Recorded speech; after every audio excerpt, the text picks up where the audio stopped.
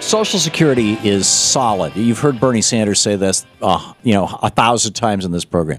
Social Security is solvent for really the next 20 years, which means we've got lots of time to fix this, number one. It doesn't have to be some kind of grand bargain, this chain CPI, any kind of cut to Social Security. Yesterday, Rich Trumka, the president of the AFL-CIO, came right out and said, any Democrat who works to cut Social Security, he said, we will not forget. We will work to damage or to end your political career. Now, with regard to Dick Durbin, who is the second or arguably maybe third most powerful Democrat in the United States Senate, and a very good guy, if I lived in his district, if I lived in his state, rather, in Illinois, I would call his office and say, I'm a big supporter of the senator. In fact, here's my email address and here's my home address. Put me on the list, because when he's up for re-election or if he's got something important going on, I might even want to contribute some money.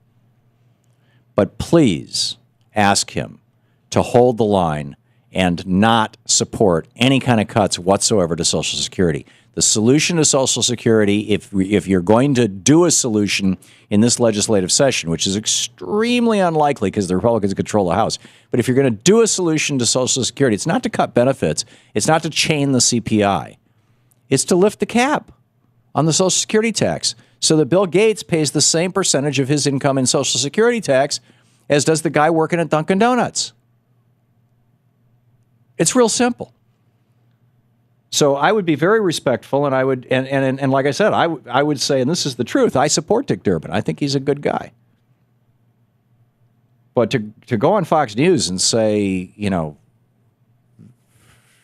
this is going to be a disaster, or, this kind of thing. This is like, you're not just playing with fire. Consider what happened in 2010. Starting in 2008, Democrats started also echoing, it's not all, but some Democrats started echoing the basic line about how Social Security was in trouble, right? In fact, this Richard Eskow wrote this. You can see it over at alternate.org. It's titled, What Are Democrats in the Senate Smoking? Caving into Right-Wingers to Cut Medicare Would Be a Political Disaster. Dick Durbin's phone number, by the way, in the district, the 312 number, is 353-4952. 353-4952.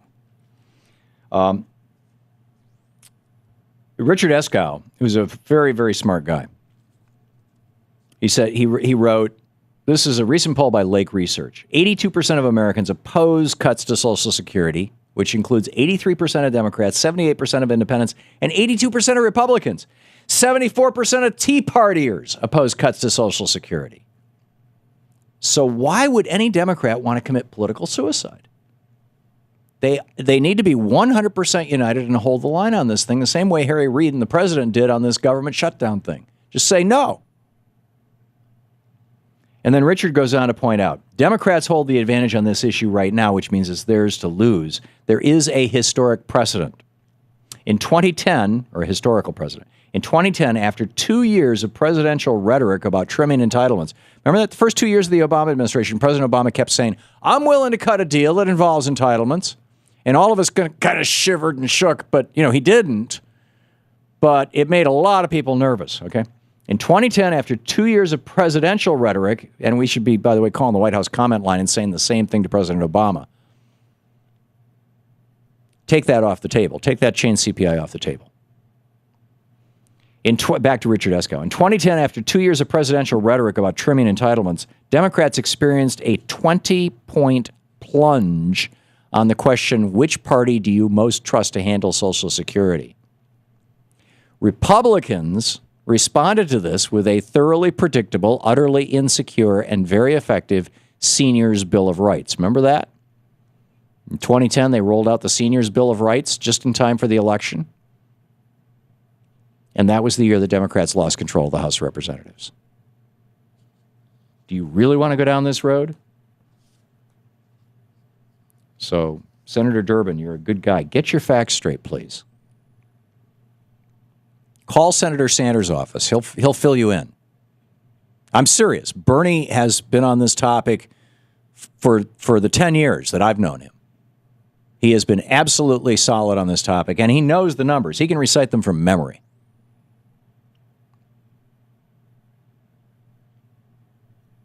This is a bizarre story, just apropos of this. And then I'll pick up your phone calls. I know every single line is full here.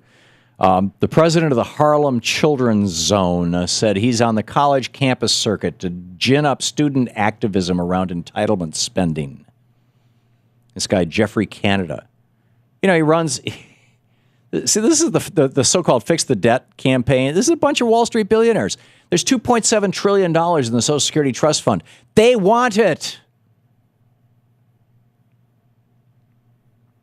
He says there's a lot of folk who have a lot of money who simply don't need Social Security, and we can't even have a conversation about means testing that group. It's unfair to the next generation. Right. Let's means test Social Security. I mean, right now the Koch brothers are eligible for Social Security, and they're probably drawing it. I'm sure, every penny they can get, they'll take. So they're probably both getting $1,000 a month or thereabouts from Social Security, whatever it is. And you say, well, Koch brothers don't need it. No, they don't.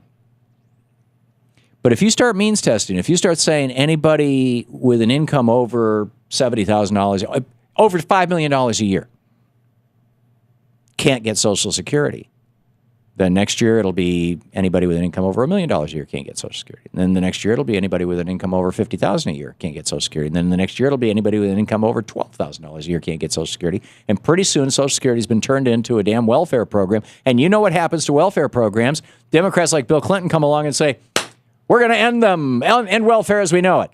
And, he did it with the best of intentions, and it didn't cause a lot of damage during his administration because we were in the middle of this giant bubble. The economy was roaring. So he cut benefits back and time limited them to 4 and 5 years. But now that we've had a recession that's running more than 4 years, there's a lot of people who are really hurting because of what happened back during the Clinton administration. And let's give credit where credit is due. It was the Republicans who were pushing that stuff. Clinton just decided to sign the bill and take credit for it.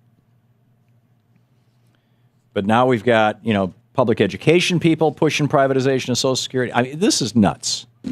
And by the way, if you're listening and you're 25 or 30 years old and you're thinking, who's this old geezer talking about Social Security? I don't care about Social Security. I'm not going to, I probably won't even live till I'm 65. 1/3 of all the people taking Social Security benefits right now are under 65. They are people like my friend Michael Hutchison, who we did a eulogy on this program for a few months ago when he died, who back 15 years ago was running across, in his 40s, was running across a footbridge in New Mexico and tripped in the ice and fell into the river and broke his neck and ended up paralyzed from the neck down for the rest of his life. He lived on Social Security disability.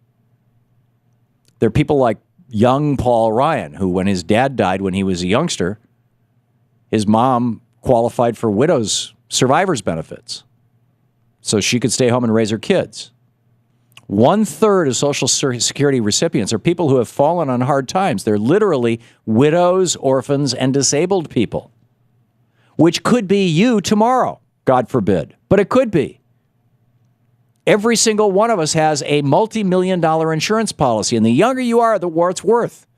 If you become totally disabled like my friend Michael was when you're in your 20s, Social Security over the course of your lifetime, and you live to be 80 in a wheelchair, Social Security is going to pay you a lot of money. That's a big insurance policy that you've got for free because we're all paying into it.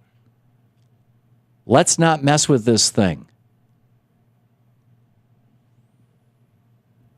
So, end of rant. And like I said, I think Dick Durbin is one of the finest men in the Senate. And if you call his office to share your opinion of the chain CPI with him, please be sure to give them your contact information so that in the future, when he is running for re-election and is doing fundraising, you can help out.